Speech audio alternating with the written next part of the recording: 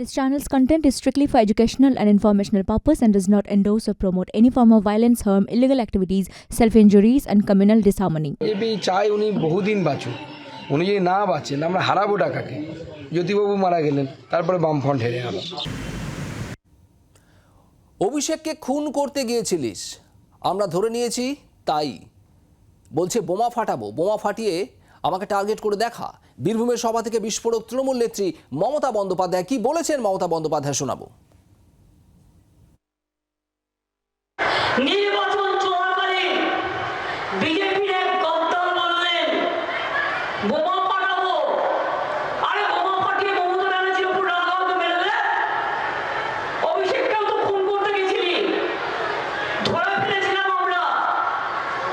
কিভাবে করেছিলি? তার বাড়ি পর্যন্ত রেকি করেছে, ফেস টাইমে ফোন করেছে। आपका साथ बात करने चाहती हूँ বলে সময় দিলেই গুলি করে দিয়ে পালিয়ে যেত। এরা চায় যারা ওদের বিরুদ্ধে কথা বলে তাদের মেরে দাও, তাদের জেলে ভরে দাও, তাদের পৃথিবী থেকে সরিয়ে দাও। বীরভূমে মমতা বন্দ্যোপাধ্যায়ের এই বক্তব্য আর তার পাল্টা বিজেপি রাজ্য সভাপতি সুকান্ত মজুমদার কি বলছেন শুনুন। অভিষেক বন্দ্যোপাধ্যায়কে কোনো সন্ত্রাসবাদী কোনো মারবে না, কারণ মমতা বন্দ্যোপাধ্যায়কেও মারবে না, কারণ সন্ত্রাসবাদী উগ্রপন্থীদের যে কাজটা, যারা ভারতবর্ষকে ধ্বংস করতে চায়, ভারতবর্ষে ইসলামাইজেশন চায়, তাদের কাজটাই মমতা ব্যানার্জি আর অভিষেক ব্যানার্জি চুপচাপ করছে। গণতান্ত্রিকভাবে করা যতটা যায় সেইভাবে করছে। তারা সেম দল, তো সেম দলে মাঝে মাঝে সেম সাইড গোল হয়, কিন্তু আমার মনে হয় না এখন কোনো গোল হওয়ার সম্ভাবনা। বিজেপি চাই উনি বহুদিন বাঁচুক। উনি যদি না বাঁচেন আমরা হারাবো টাকাকে। জ্যোতিবাবু মারা গেলেন, তারপরে বামফ্রন্ট হেরে গেল। তো যারা বামফ্রন্টকে হারালো তারা তো আনন্দটা করতে পারলো না।